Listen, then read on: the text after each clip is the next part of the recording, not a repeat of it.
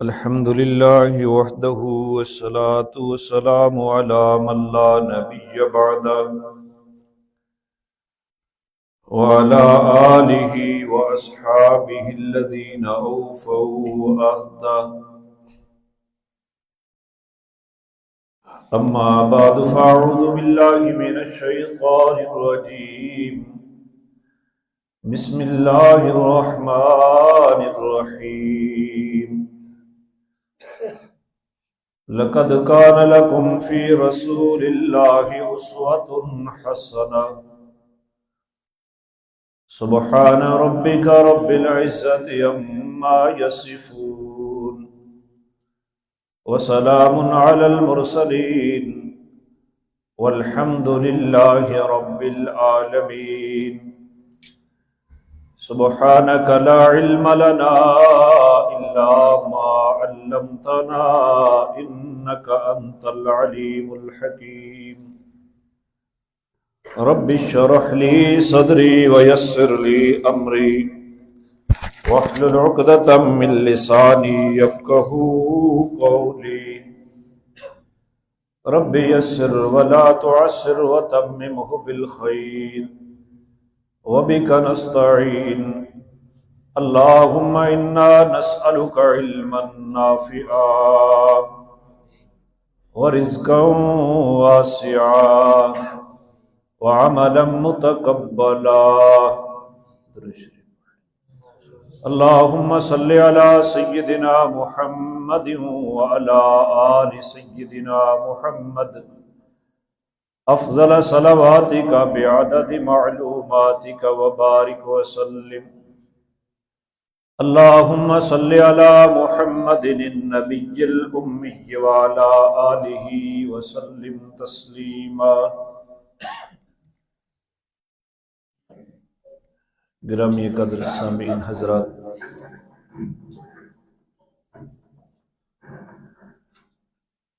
آج بحمد اللہ تعالی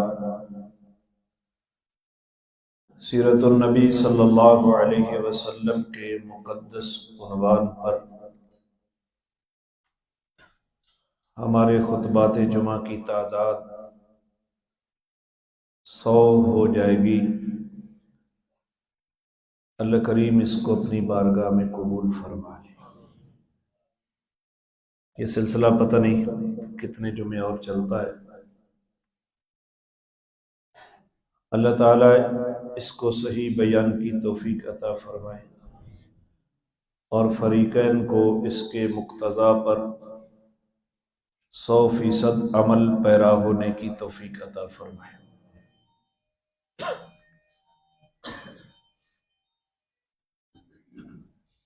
اسلام کے دوسرے غزوہ احد کو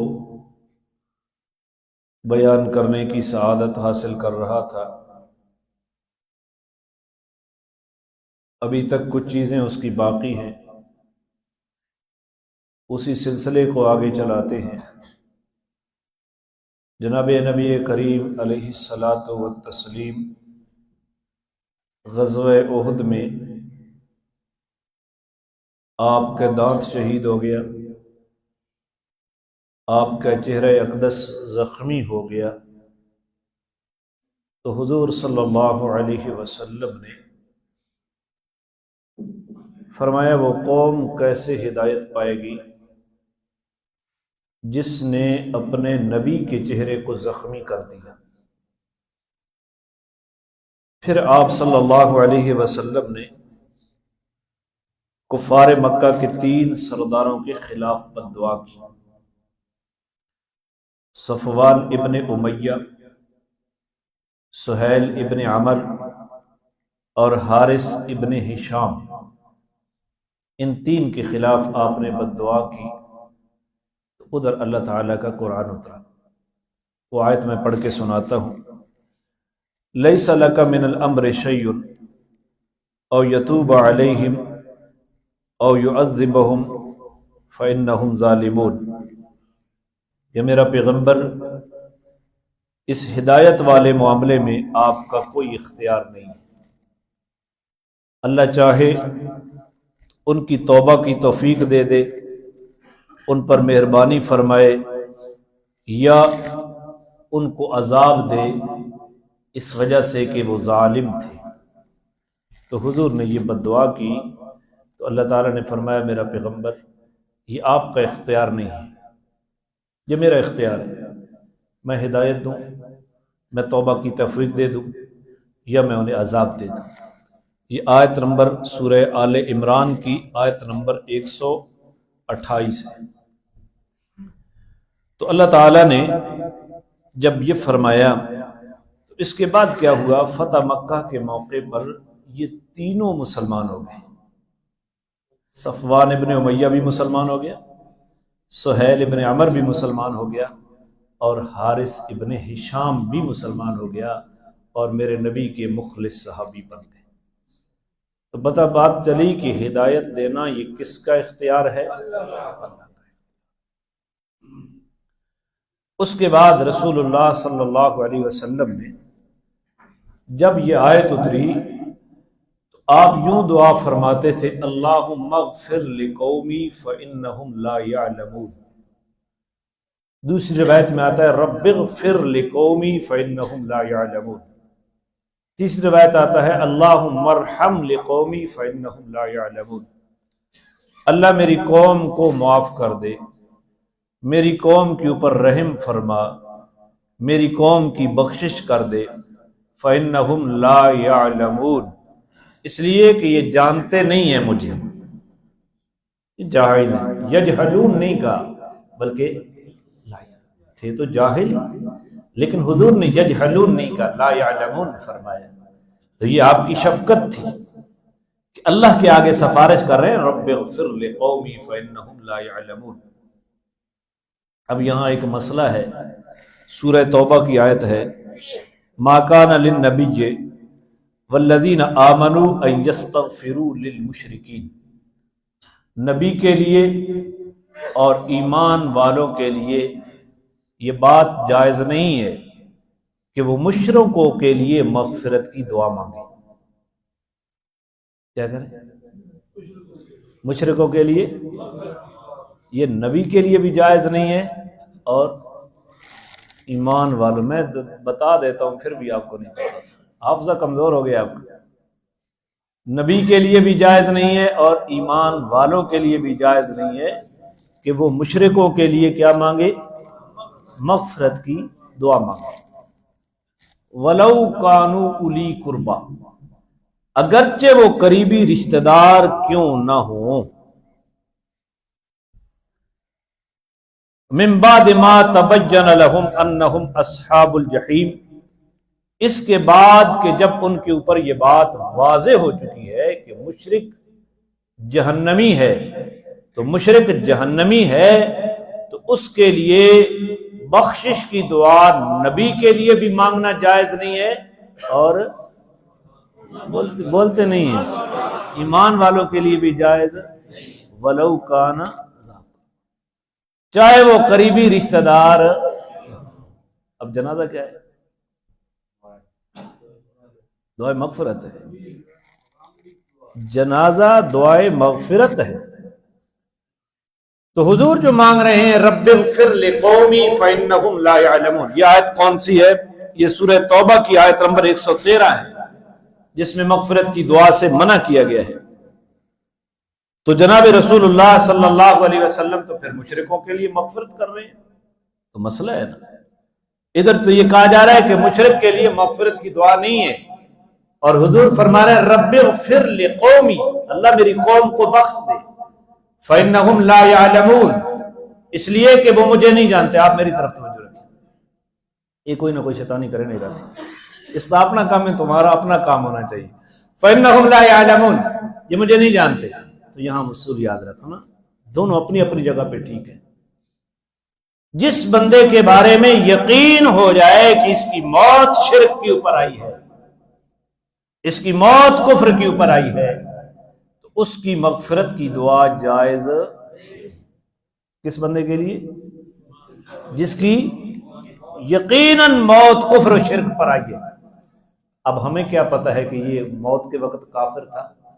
یہ موت کے وقت مشرک تھا، تو ہم نے اس کے ظاہر کے اوپر دیکھنا ہے کہ ظاہراً کفر کا ارتکاب کر رہا ہے، ظاہراً شرک کا ارتکاب کر رہا ہے، اور وہی کے ذریعے تو معلوم ہوتا ہے نا کہ کس کی موت کفر پر آئی ہے، کس کی موت ایمان پر آئی ہے۔ ہاں، مرتے ہوئے کسی کے زبان سے شرکیہ کلمہ سنا تو پھر تو ہے، لیکن اگر ایسی بات نہیں ہے تو پھر فتویٰ نہیں لگا۔ اور یہ جو حضور کہہ رہے ہیں رب اغفر لقومی فإنہم لا يعلمون، یہ اس وقت کی بات ہے جب وہ مرے نہیں تھے بلکہ ابھی کیا تھے؟ زندہ تھے۔ تو مشرک کے لیے اس کی زندگی میں مغفرت کی دعا مانگنا وہ بڑی معنی ہوگا، اس کا معنی یہ ہوگا کہ اللہ اس کو ہدایت دے کر مغفرت کے لائق بنا دے، اس کو ہدایت دے کر مغفرت کے قابل بنا دے، مغفرت کے لائق۔ تو مشرک کے لیے زندگی میں دعا مغفرت کی کرنا اس کا یہ معنی ہوگا، لیکن اگر یقیناً اس کی موت کفر کے اوپر آئی تو اس کا جنازہ بھی نہیں پڑھنا، اس کے لیے مغفرت کی دعا بھی۔ یہ جنازہ رسم نہیں ہے، یہ عبادت ہے، یہ مسلمان کا پڑھا جاتا ہے، کافر کا نہیں پڑھا جاتا۔ تو اللہ تعالی ہمیں ان چیزوں کو سمجھنے کی توفیق عطا فرمائے۔ تو جناب رسول اللہ صلی اللہ علیہ وسلم اس کے بعد یہ دعا مانگتے تھے رب اغفر لقومی فإنہم لا يعلمون، اے میرے رب میری قوم کو بخش دے اس لیے کہ یہ مجھے نہیں جانتے۔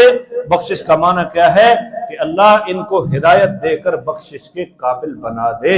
تو اللہ تعالیٰ نے سہیل ابن عمر کو بھی بخشش کے قابل بنا دیا، کلمے کی توفیق دے دی، حارث ابن ہشام کو بھی کلمے کی توفیق دے دی، اور صفوان ابن امیہ کو بھی اللہ تعالیٰ نے ایمان کی کیا دے دی؟ توفیق دی۔ حضرت سعد رضی اللہ تعالیٰ عنہ کہتے ہیں غزوہ احد میں، اب دیکھو میں ساری چیز بیان کر چکا، غزوہ احد میں جب حضرت مصعب بن عمیر رضی اللہ تعالیٰ عنہ کافروں کے پچھلی جانب حملہ آور ہونے سے شہید ہو گئے تھے، اور ایسے حالات پیش آ گئے تھے کہ اس اضطراب کی حالت میں مسلمانوں کے ایک گروہ کے قدم اکھڑ گئے اور مدینے جا کر سانس لیا، اور ایک گروہ پیچھے مڑا کافروں کے ساتھ گتھم گتھا ہو گیا، پتہ نہیں چلتا تھا کہ میں مسلمان کو مار رہا ہوں یا کافر کو مار رہا ہوں۔ اور ایک گروہ نبی پاک صلی اللہ علیہ وسلم کے ساتھ کھڑا تھا جو انتہائی مختصر تھا، اور ایک گروہ وہ درے کے اوپر 10 صحابہ کا وہ بھی شہید ہو گیا، حضرت مصعب بن عمیر بھی شہید ہو گئے۔ ان حالات میں جب اتنا سخت حملہ تھا، رسول اللہ کی ذات کے اوپر شدید قسم کا دباؤ تھا، حضرت سعد کہتے ہیں میں نے 2 آدمیوں کو دیکھا، سفید رنگ کے انتہائی خوبصورت تھے، نہ اس سے پہلے کبھی دیکھے نہ اس سے بعد کبھی دیکھے۔ ایک حضور کے دائیں طرف تھا اور ایک حضور کے بائیں طرف تھا، وہ کافروں کے حملوں کو حضور سے روک رہے تھے، حضور کے قریب نہیں آنے دیتے تھے۔ تو میں سمجھا کہ اللہ کے نبی کی مدد کے لیے اللہ نے 2 فرشتے آسمان سے نازل کر دیے۔ تو یہ غزوہ احد میں جناب رسول اللہ صلی اللہ علیہ وسلم کے سامنے، تو آپ صلی اللہ حضرت سعد کہتے ہیں وہ دونوں حضرت جبریل اور حضرت میکائیل تھے، ایک دونوں انسانی شکل میں کھڑے تھے جو کافروں کے حملے کو نبی علیہ السلام سے پسپا کر رہے تھے۔ اللہ نے اپنے نبی کو یہ تائید بخشی۔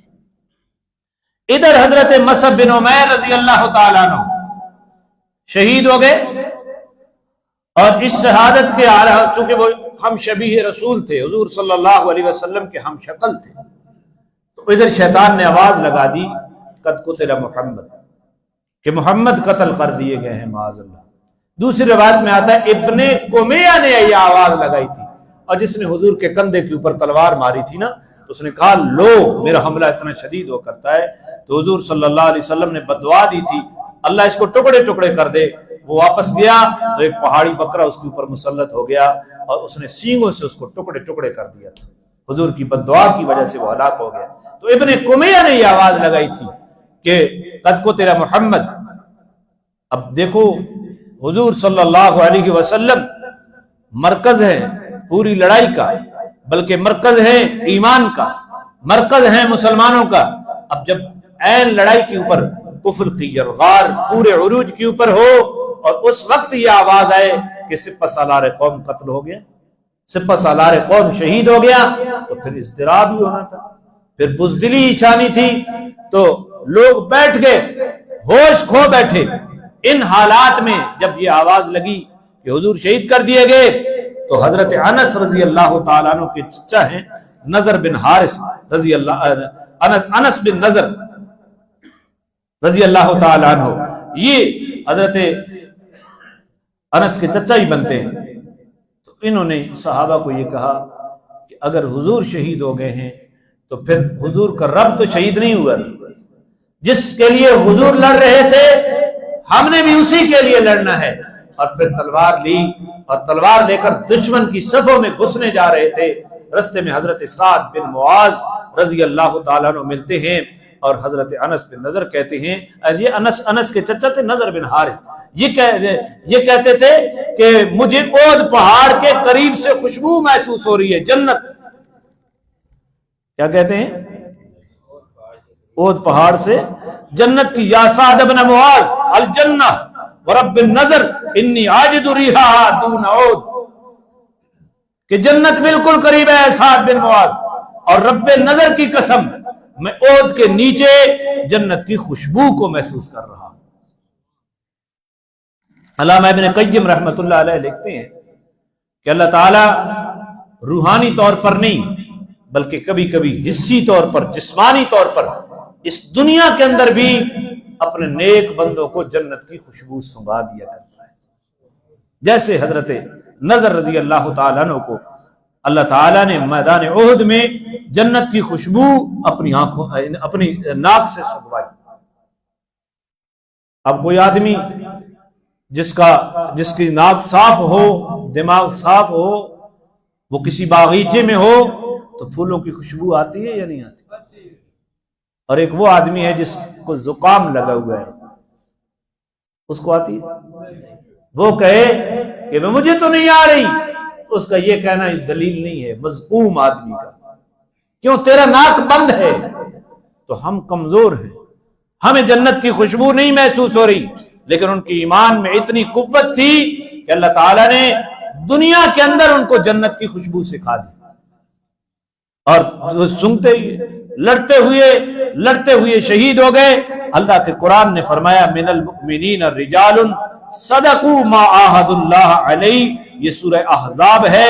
سورہ احزاب کے اندر اللہ تعالیٰ نے آیت نمبر 23 میں فرمایا مسلمانوں میں سے ایسے مرد بھی موجود ہیں کہ انہوں نے اللہ سے جو عہد باندھا تھا، جو وعدہ کیا تھا، اس وعدے کو سچا کر دکھایا۔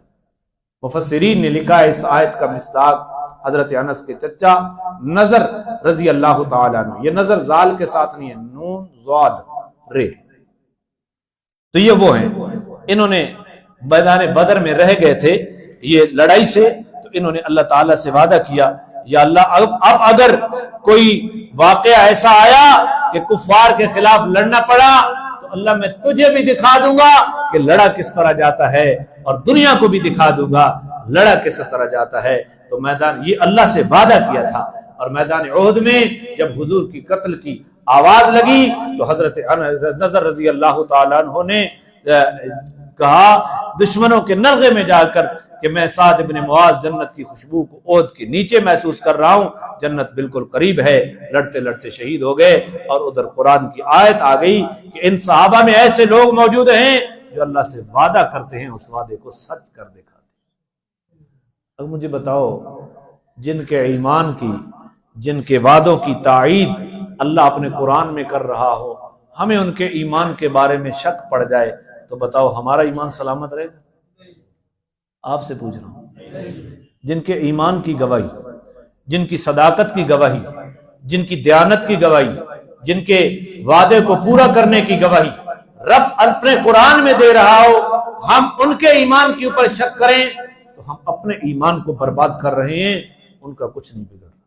ان چیزوں کو سمجھنے کی ضرورت ہے۔ اسی طرح ایک آدمی کفار مکہ میں ابی بن خلف تھا، یہ حضور کو مکے میں ملتا اور یہ کہتا کہ میں نے ایک گھوڑا پالا ہوا ہے جس کو 3 سا روزانہ میں دانہ کھلاتا ہوں، یہ 7.5 کلو کے قریب بنتا ہے، ہر روز میں اتنے دانے کھلاتا ہوں تاکہ یہ خوب طاقت میں رہے اور اے محمد میں اسی کے اوپر سوار ہو کر تجھے قتل کروں گا معاذ اللہ۔ حضور نے فرمایا ابی انشاءاللہ میں تجھے قتل کروں گا۔ میدان احد میں یہ اپنے گھوڑے کے اوپر سوار ہو کر رسول اللہ کے قریب آیا، کہتا ہے کہاں ہے محمد؟ یا میں رہوں گا یا محمد رہے گا، دونوں میں سے ایک رہے گا۔ تو رسول اللہ صلی اللہ علیہ وسلم کے صحابہ اس نعرے کے اوپر اس کے اوپر جھپٹے اس کو قتل کرنے کے لیے۔ آپ نے فرمایا نہیں، اس کو قریب آنے دو، میں اس کو قتل کروں گا۔ آپ کے قریب تھے حضرت حارث ابن سمہ رضی اللہ تعالی عنہ۔ آپ صلی اللہ علیہ وسلم نے ان کو کہا کہ مجھے اپنا نیزہ دو، تو حضرت حارث نے نیزہ دیا، رسول اللہ نے اس نیزے کو یوں حرکت دی اور یہ بالکل غرق تھا اسلحے کے اندر، بختر بند جس طرح گاڑی ہوتی ہے نا، اس طرح اس نے اپنے آپ کو چھپا ہوا تھا۔ یہاں گردن کے نیچے خود اور زرہ کے درمیان چھوٹا سا شگاف ہے جہاں اس کا جسم نظر آ رہا تھا۔ رسول اللہ نے وہاں دیکھ کر اس کو نیزے کا کچوکا دیا۔ یہ بیل روایات میں آتا ہے، یہ بیل کی طرح آوازیں نکالتا تھا، اور یہ کہ لوگوں نے دیکھا یہ لشکر میں بھاگتا ہوا گیا، چیختا چلاتا، انہوں نے دیکھا یہاں تھوڑی سی خراش ہے، تو لشکر قریش نے کہا کہ ابی بن خلف تو سردار ہے، تو اتنی ساری چیخ کے اوپر، اتنی ساری اس خراش کے اوپر چیخ رہا ہے، حالانکہ کوئی قاری گہرا زخم نہیں ہے اور اتنی چیخو پکار ہے تیری۔ اس نے کہا کہ مجھے یقین ہے کہ اگر یہ خراش محمد کی پورے حجاز کے اوپر تقسیم کی جائے تو سارا حجاز چیخو پکار میں مبتلا ہے۔ مجھے پتا ہے یہ درد کتنا ہے، اور اس کی وجہ یہ ہے کہ میں محمد کو مکے میں کہتا تھا کہ میں اپنے گھوڑے کے اوپر سوار ہو کر جس کو ہر روز 3 سا دانا کھلاتا ہوں، پال پوس رہا ہوں تجھے قتل کرنے کے لیے، مکے ہی میں محمد نے مجھے کہا تھا کہ انشاءاللہ میں تجھے قتل کروں گا، اب میں بچ نہیں سکتا، تو یہ رستے میں چیخ و پکار کر کر کے مر گیا۔ رسول اللہ کی بات پوری ہوگی، لیکن یہاں ایک بات سمجھنے کی ضرورت ہے۔ اب اسے پتا تھا کہ حضور نے کہا کہ میں تجھے کیا کروں گا، اسے یقین اتنا تھا کہ میں نے حضور کے ہاتھوں قتل ہونا ہے، لیکن حضور کی دعوت کے اوپر اسے یقین نہیں تھا، حضور کی دعوت کو یہ ٹھکراتا رہا۔ اللہ تعالی ہمیں رسول اللہ صلی اللہ علیہ وسلم کی دعوت کو ماننے کی توفیق عطا فرمائے۔ پھر اس نرغے میں ایک اڑیل قسم کا سوار عثمان بن عبداللہ، یہ رسول اللہ صلی اللہ علیہ وسلم کی طرف لبکا اور یہ بھی کہتا ہے یا محمد رہے گا یا میں رہوں گا۔ آیا تو حضرت حارث ابن سمہ رضی اللہ تعالیٰ عنہ نے، یہ گھوڑے کے اوپر سوار تھا، اس کے اوپر حملہ آور ہوئے، اس کا گھوڑا ایک گڑھے کے اندر گر گیا۔ حضرت حارث نے اس کی پاؤں کے اوپر تلوار ماری اور اسی گڑھے کے اندر اس کو قتل کر دیا۔ اس کے گھوڑے کے اوپر بھی قبضہ کر لیا اور اس کے ہتھیار اور ساز و سامان کے اوپر بھی قبضہ کر لیا۔ حضرت حارث پیچھے ہٹے تو ایک اور سوار ہے عبداللہ بن جابر قریش مکہ کا، اس نے حضرت حارث رضی اللہ تعالیٰ عنہ کے کندھے کے اوپر تلوار ماری، تو ادھر جو شاہ سوار تھے رسول اللہ کے لشکر کے، جو خطرات سے نمٹ رہے تھے، حضرت ابو دجانہ رضی اللہ تعالیٰ عنہ وہ لپکے اور عبداللہ بن جابر کو گھوڑے کے اوپر ایسی تلوار ماری کہ اس کا سر اڑ گیا، نظر ہی نہیں آ رہا تھا کہ کہاں جا کر گیا۔ تو اس طرح میدان احد میں صحابہ کرام جناب رسول اللہ صلی اللہ علیہ وسلم کے گرد لڑ رہے تھے، اور اس میں حضرت قعب بن مالک کہتے ہیں کہ میں نے دیکھا ایک آدمی بالکل غرق ہے اس کے اندر، جنگی لباس کے اندر، بالکل اس کا جسم نظر نہیں آتا، وہ مسلمان زخمیوں کے اندر سے آ رہا ہے اور آواز لگاتے ہی کہتا ہے یہ اس طرح ڈھیر ہو گئے ہیں جس طرح کٹی ہوئی بکری، ذبح بکریاں پڑی ہوتی ہیں اس طرح کٹ گئے ہیں، یہ آواز وہ لگا رہا ہے۔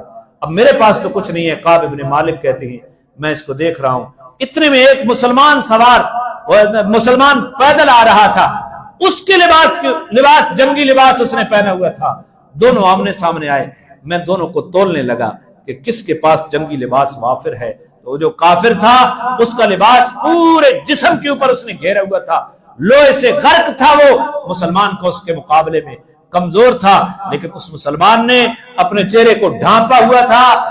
میں دل میں دعا کر رہا تھا یا اللہ دونوں کا ٹکراؤ ہو جائے، پھر وہ مسلمان اس نے اس زور سے تلوار ماری، سر سے ماری اور نیچے تک کراس ہو گئی، وہ کافر دو ٹکڑے ہو کر گر پڑا۔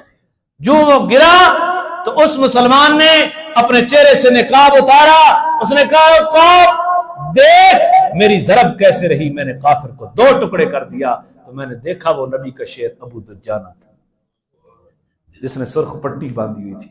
حضرت ابو دجانہ رضی اللہ تعالیٰ عنہ کی شجاعت بے مثل اور بے مثال رہی، اور اس کے بعد کفار مکہ کا لشکر پہاڑ کے اوپر چڑھایا، اب اوپر سے انہوں نے تیر برسانے شروع کر دیے۔ حضرت سعد ابن ابی وقاص رضی اللہ تعالیٰ عنہ کہتے ہیں کہ حضور صلی اللہ علیہ وسلم نے جب دشمن کے لشکر کو اوپر دیکھا، ہم نیچے ہیں، وہ پڑاؤ کے اوپر حملہ آور ہو رہے ہیں، حضور نے فرمایا سعد جس طرح بھی ہے دشمن کے لشکر کو پسپا کرو۔ حضرت سعد رضی اللہ تعالیٰ عنہ کہتے ہیں میں نے تیر لیا اور اس تیر کو پھینکا اور جس بندے کو لگا وہ بندہ وہیں ڈھور ہو گیا۔ پھر ایک خوبصورت آدمی نے مجھے وہی تیر واپس کر کے دیا، میں نے پھر اس تیر کو چلایا، پھر دوسرے بندے کو لگا وہ بھی واصل جہنم ہو گیا۔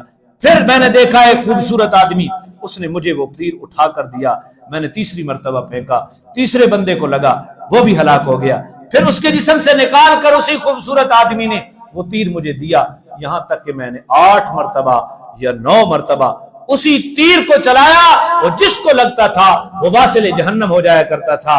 پھر دشمن گھبرا گئے اور پہاڑ سے نیچے آتا رہے، اور میں نے یقین کر لیا کہ یہ بندہ صحابی تو نہیں تھا، واقعی یہ اللہ کا کوئی فرشتہ تھا کہ ادھر تیر لگتا اور تیر اٹھا کر مجھے دیتا۔ حضرت سعد کہتے ہیں اس تیر کو میں نے ساری زندگی سنبھال کے رکھا، یہ بڑی برکت والا تیر ہے جس کے ساتھ تائید عزتی موجود ہے۔ اور پھر حضرت سعد کی وفات کے بعد حضرت سعد کی اولاد میں وہ تیر چلتا رہا۔ تو یہ وہ کرامات اور معجزے غزوہ احد کے اندر پیش آئے۔ اسی طرح جناب رسول اللہ صلی اللہ علیہ وسلم نے جب گھاٹی کے اندر واپسی کے اوپر قرار پکڑا، آپ صلی اللہ علیہ وسلم کے چہرہ اقدس سے خون جاری ہے، اس وقت مسلمان عورتیں آئیں اور رسول اللہ صلی اللہ علیہ وسلم کے پاس آپ نے وہاں پانی مانگا، تو سیدہ علی رضی اللہ تعالیٰ نے جو پانی لے کر آئے تھے اس پانی کو آپ نے پینے کی کوشش فرمائی، اس پانی کے اندر تھوڑی سی بو محسوس ہو رہی تھی، آپ نے فرمایا کوئی اور پانی لے آؤ، تو حضرت محمد ابن مسلمہ رضی اللہ تعالیٰ عنہ پانی کی تلاش میں نکلے اور ایک پتھر کا چشمہ انہیں نظر آیا، اس چشمے سے انہوں نے پانی لیا، ٹھنڈا اور شیریں پانی جناب رسول اللہ صلی اللہ علیہ وسلم کو پلایا، اور آپ صلی اللہ علیہ وسلم نے حضرت محمد ابن مسلمہ کے لیے خیر کی دعائیں فرمائیں۔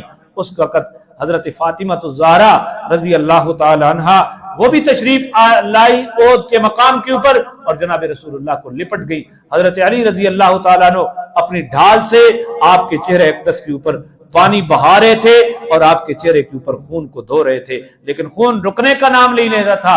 حضرت فاطمہ نے اپنے کپڑے کو کاٹا اور اس کو کاٹ کر آگ کے اندر جلایا اور اس کی راکھ کو جناب رسول اللہ کے زخموں کے اوپر رکھا، اور وہ زخم تب خون بہنا ان سے رک گیا۔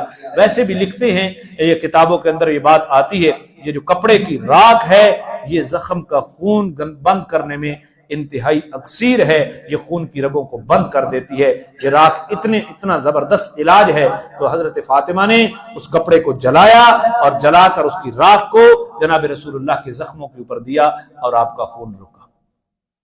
تو یہاں سے یہ بات بھی پتہ چلتی ہے کہ علاج کروانا بھی سنت نبوی ہے۔ علاج کروایا یا نہیں کروایا؟ اور علاج کروانا توکل کے خلاف، علاج کروانا توکل کے خلاف نہیں ہے۔ تو یہ جناب رسول اللہ صلی اللہ علیہ وسلم کی سیرت کے اندر سے یہ بات ملتی ہے کہ حضرت فاطمہ الزہرا رضی اللہ تعالی عنہ نے یہ بات کی تھی کہ رسول اللہ صلی اللہ علیہ وسلم کا علاج کروایا تھا۔ ایک اور بات بھی علماء نے لکھی ہے، شاید مجھے مل جائے، کہ جناب رسول اللہ صلی اللہ علیہ وسلم کا جب زخم لگا تو اس وقت یہ ہوئی کہ آپ صلی اللہ علیہ وسلم نے یہ علاج کروایا۔ تو بہرحال وہ بات مجھے سرسری نظر سے نہیں مل رہی۔ اس کے بعد کیا ہوا؟ رسول اللہ صلی اللہ علیہ وسلم کے ساتھ آپ صلی اللہ علیہ وسلم نے جب زخمیوں کو دکھوایا تو ان زخمیوں کے اندر ایک عثمان نامی آدمی ہے، کیا نام ہے؟ کلمہ پڑھتا تھا، اس نے بڑی زبردست جنگ کی۔ پہلے تیروں میں نے آپ کو پہلے بھی بتایا علمبرداروں کے قتل میں قزمان شریک تھا۔ صحابہ حیران تھے کہ قزمان نے کتنی زبردست لڑائی لڑی۔ یہ زخمیوں میں تھا، بنی عبد اشہل کے محلے، بنی ظفر کے محلے میں اس کو لے جایا گیا تو صحابہ نے اس کو مبارکباد دی۔ توجہ ہے آپ ہے؟ توجہ بولتے نہیں ہیں۔ مبارکباد دی کہ تو نے بڑی زبردست لڑائی لڑی ہے، تجھے مبارک ہو۔ اس نے کہا میں نے اپنی قوم کی خاطر اتنی زبردست لڑائی لڑی، میرا کوئی اور مقصد نہیں تھا۔ دوسری روایت میں آتا ہے کہ چونکہ میرے وطن کے اوپر وہ حملہ آور ہوئے تھے، میں نے اپنے وطن کی حمیت کی خاطر یہ لڑائی لڑی ہے۔ تو صحابہ نے اس کو مبارک دی۔ حضور نے فرمایا وہ جہنمی ہے۔ کیا فرمایا؟ جہنمی ہے۔ تھوڑی دیر کے بعد زخموں کی شدت کی وجہ سے اس نے اپنے خنجر کو اپنی رگ کے اوپر پھیر دیا اور اپنے آپ کو خودکشی سے موت کے گھاٹ پہنچا دیا، حرام کی موت کر گیا۔ اور جس آدمی نے وہاں دیکھا اس کو حرام کی موت مرتے ہوئے، وہ دوڑتا ہوا آیا کہ میں گواہی دیتا ہوں آپ اللہ کے سچے رسول ہیں، آپ نے قزمان کے بارے میں جہنمی ہونے کا کہا ہے، میں نے اپنی آنکھوں سے دیکھا ہے کہ اس نے اپنے آپ کو ذبح کر دیا ہے اور خودکشی کی حرام موت کر کے وہ جہنم کا ایندھن بن گیا ہے۔ تو حضور صلی اللہ علیہ وسلم نے کیا فرمایا؟ حضور صلی اللہ علیہ وسلم نے فرمایا، میں وہ کلمے آپ صلی اللہ علیہ وسلم کے پڑھ کے سناتا ہوں۔ حدیث میں آتا ہے ایک دفعہ حضور نے فرمایا 3 طرح کے آدمیوں کے بارے میں حضور سے سوال کیا گیا۔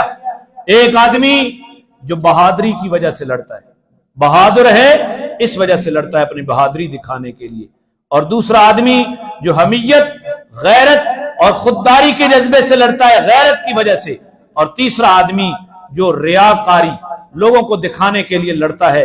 ان 3 قسم کے لڑائی میں جو آدمی حصہ لیتے ہیں ان میں فی سبیل اللہ جنگ کس کی ہے؟ تو حضور نے فرمایا جو شخص اس نیت سے لڑتا ہے کہ اللہ کا کلمہ بلند ہو، الہ کلمت اللہ، اللہ کے دین کے نفاذ کے لیے، اللہ کے دین کے دفاع کے لیے جو لڑتا ہے اس کی جنگ فی سبیل اللہ ہے۔ وہ مر گیا تو فی سبیل اللہ مر گیا ہے۔ جو بہادری کے لیے لڑا وہ بھی فی سبیل اللہ نہیں ہے، جو غیرت کے لیے لڑا وہ بھی فی سبیل اللہ نہیں ہے، اور جو ریاکاری کے لیے لڑا وہ بھی فی سبیل اللہ۔ ہماری لڑائیاں تو پاک ہیں نا اس سے۔ ابھی جو ہمارے جرنیل پر تول رہے ہیں مسلمانوں کے ساتھ لڑنے کے لیے، پتہ نہیں کس کی جنگیں یہ لڑنا چاہتے ہیں۔ مولانا محمد خان شیرانی صاحب نے 2017 میں جب ازخیل کے اندر 100 سالہ جمعیت کا جو 100 سالہ جشن تھا اس کے اندر فرمایا کہ ایک وقت آئے گا کہ دنیا کی 5 سپر طاقتیں مسلمانوں کو لڑائیں گی۔ اگلے دن بھی وہ کلپ وائرل تھا۔ ایک طرف چین اور روس ہوگا، یہ مشرقی ممالک ہیں، اور دوسری طرف برطانیہ، فرانس اور امریکہ ہوگا، یہ مغربی ممالک ہیں۔ مسلمانوں کے ایک ملک کی پشت پناہی مغرب کر رہا ہوگا اور دوسرے ملک کی پشت پناہی مشرق کر رہا ہوگا۔ افغانستان اور پاکستان کو لڑایا جائے گا، یہ ان کے عزائم کے اندر ہے۔ ایک کے ساتھ مشرق ہوگا اور ایک کے ساتھ مغرب ہوگا۔ لگتا ہے حالات وہی پیدا ہو گئے۔ روس اور چائنا جو ہیں یہ افغانستان کے پشت پہ کھڑے ہیں اور ہماری پشت کے اوپر وہ مغرب بہادر کھڑا ہے۔ خون ہمارا بہے گا، اپنے مقاصد کے لیے ہمیں لڑانے کی کوشش کی جا رہی ہے۔ ہم کہتے ہیں تو کہتے ہیں جی ان کے خلاف نہ بولو، ہم پرچہ کرتے ہیں، کاٹو پرچے۔ حقائق تو لوگوں کو بتانے ہیں، تم کیا کرنے جا رہے ہو؟ بالکل تم بے بصیرتی کی طرف جا رہے ہو، یہ کوئی بصیرت نہیں ہے۔ حضور نے فرمایا جنگیں نہ مانگا کرو، اور وطنیت کی بنیاد پر جنگیں نہیں ہونی چاہیے، قومیت کی بنیاد پر جنگیں نہیں ہونی چاہیے، الہ کلمت اللہ کی بنیاد پر جنگیں ہونے چاہیے۔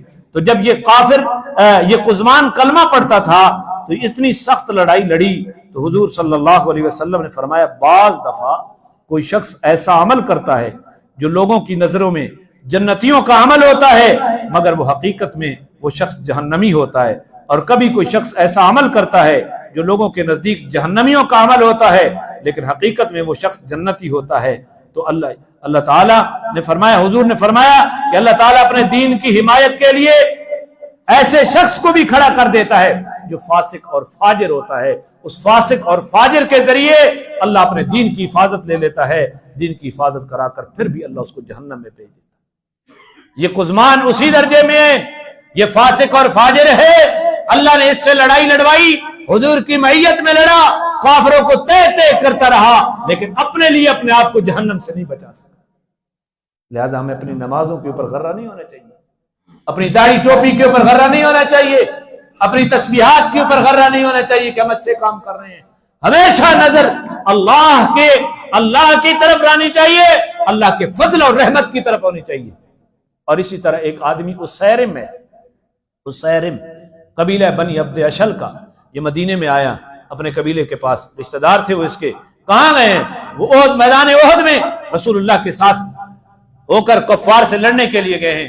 اسیرم ہمیشہ لوگوں کو دین اسلام سے روک رہا تھا، لیکن جب اس نے کہا میرا قبیلہ مسلمان ہے اور ادھر جا رہا ہے، اس نے ادھر ہی کلمہ پڑھا، اشہد ان لا الہ الا اللہ وحدہ لا شریک لہ واشہد ان محمدا عبدہ ورسولہ۔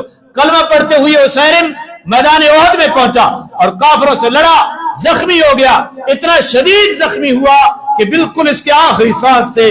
کسی نے پوچھا اسیرم تو اپنی قوم کے لیے لڑا ہے؟ اسیرم نے کہا نہیں، میں قوم کے لیے نہیں لڑا، میں اللہ کی دین کے لیے لڑا ہوں۔ اور اسیرم روز پرواز کر گئی۔ میرے نبی نے فرمایا اسیرم جنت میں پہنچ، ساری زندگی کفر اختیار کیا، آخری وقت نیت اللہ کا دین تھا تو کہاں پہنچ گیا؟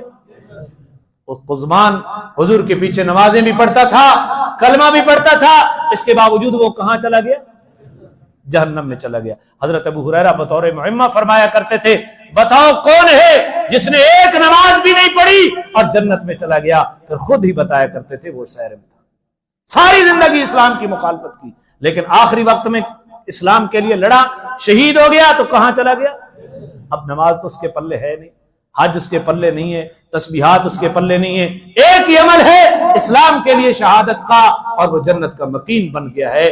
تو یہاں سے ہم یہ بھی استدلال لیتے ہیں کہ آدمی کے آخری وقت کا اعتبار ہوتا ہے، آخری عمل کا اعتبار ہوتا ہے۔ یہ جو فقہ حنفی ہے نا، فقہ حنفی کے اندر بعض لوگ ہماری اوپر اعتراض کرتے ہیں کہ رفع یدین حضور نے ساری زندگی کیا، آخر میں آ کر اگر ترک کیا ہے آپ آخری عمل کو پکڑے ہوئے ہیں۔ کئی روایات ہم نے آخری عمل پر، امام ابو حنیفہ کی دلیل یہ ہے کہ بندہ ساری زندگی اگر کافر رہے آخر میں مسلمان ہو گیا تو آخری عمل کا معتبر اعتبار کیا جاتا ہے۔ اگر ساری زندگی وہ مسلمان ہے آخر میں کافر ہو گیا تو جہنمی ہے، ساری زندگی کافر تھا آخر میں کلمہ پڑھ لیا تو وہ کیا ہے؟ تو یہ دلیل ہے ہماری کہ ہم آخری عمل کے قائل ہیں اور آخری عمل کو ہم ترجیح دیتے ہیں۔ اللہ تعالی ہمیں قرآن و سنت کو سمجھنے کی توفیق عطا فرمائے۔ اور پھر آخری ایک بات تو سنبھالے بیٹھے ہو، یہ کر گئے حافظ محمد وقاص بن محمد اسماعیل کی تکمیل قرآن کے حوالے سے، پہلے کیوں نہیں بتایا تاکہ میں ٹائم نکالتا؟ چلو ٹھیک ہے میں کر دیتا ہوں۔ معاملات جو ہوتے ہیں وہ مجھ سے پہلے شیئر کیا کرو کہ یہ معاملہ ہے یہ معاملہ ہے، تاکہ میں اپنی تقریر کا عنوان بھی ایک وقت تک ختم کر دوں۔ آخری بات عرض کرتا ہوں، آخر میں ابو سفیان نے اعلان کیا کیا قوم میں محمد موجود ہے؟ حضور نے فرمایا جواب نہیں دینا۔ پھر اس نے کہا کیا قوم میں محمد موجود ہے؟ حضور نے فرمایا جواب نہیں دینا۔ پھر اس نے کہا کیا قوم میں محمد موجود ہے؟ نبی پاک نے فرمایا جواب بولے جواب۔ اس نے کہا چلو بھائی محمد قتل ہو گئے معذر۔ پھر وہ کہتا ہے کیا قوم میں ابن ابی قحافہ موجود ہے؟ حضرت ابو بکر ابو قحافہ کے بیٹے۔ حضور نے فرمایا جواب نہیں دینا۔ پھر پوچھا ابو قحافہ کا بیٹا موجود ہے یعنی ابو بکر؟ جواب نہیں آیا۔ تیسری مرتبہ اس نے پھر پوچھا تو جواب نہیں آیا۔ پھر وہ تیسری مرتبہ پوچھتے ہیں کیا ابن خطاب موجود ہے؟ کون ہے ابن خطاب؟ پھر جواب نہیں آیا۔ پھر پوچھتا ہے ابن خطاب موجود ہے؟ تیسری مرتبہ پھر پوچھتا ہے کہ موجود ہے ابن خطاب؟ تو پھر اس کے بعد کہتا ہے کہ یہ سارے قتل ہو گئے ہیں، اگر زندہ ہوتے تو ضرور جواب دیتا۔ جب یہ اس نے بات کہی حضرت عمر کو طیش آ گیا۔ حضرت عمر نے کہا قذبت واللہ یا عدو اللہ، او اللہ کے دشمن تو جھوٹ کہہ رہا ہے، یہ سارے زندہ ہیں، ابھی تک اللہ نے تیری رسوائی کا سامان باقی چھوڑا ہوا ہے۔ محمد بھی زندہ ہے، ابو بکر بھی زندہ ہے اور عمر بھی زندہ ہے۔ اس کے بعد ابو سفیان نے ایک نعرہ لگایا، اولو حبل، اولو حبل۔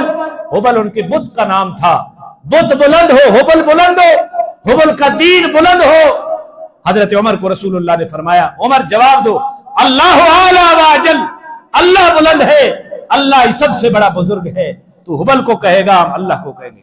پھر ابو سفیان نے کہا، اللہ لنا العزى ولا عزى لكم، ہمارے لیے عزا ہے اور تمہارے لیے کوئی عزا نہیں ہے۔ عزا ایک فقیر نہیں تھی، اس کے نام کے اوپر بت بنا ہوا تھا۔ ہمارے پاس عزا ہے اور تمہارے پاس عزا، ہمارے عزت دینے کا سامان موجود ہے۔ حضور نے فرمایا، عمر جواب دو، اللہ مولانا ولا مولا لکم، اللہ ہمارا مولا ہے، تمہارا کوئی مولا نہیں ہے۔ نعم المولا ونعم النصیر، خوبصورت مولا، اچھا مولا اللہ ہے اور اچھا مددگار اللہ ہے۔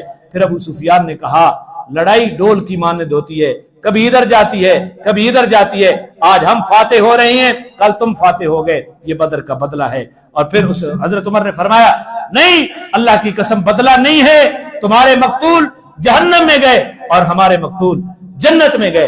اور اس کے بعد حضرت عمر کو وہ کہتا ہے، ہلم یا عمر، عمر ادھر آؤ۔ رسول اللہ نے فرمایا، عمر جاؤ، ابو سفیان بلا رہا ہے، کہتا کیا ہے؟ حضرت عمر قریب کہہ گئے، قریب گئے تو ابو سفیان کہتا ہے، میں تجھے اللہ کی قسم دے کر پوچھتا ہوں، کیا محمد کو ہم نے قتل کر دیا ہے نا؟ تو حضرت عمر نے کہا، نہیں، خدا کی قسم اب بھی آپ تیری بات حضور سن رہے ہیں، حضور زندہ ہیں۔ تو اس نے اس وقت کہا کہ تو میرے نزدیک ابن قمیہ سے زیادہ سچا بھی ہے اور زیادہ نیک بھی ہے۔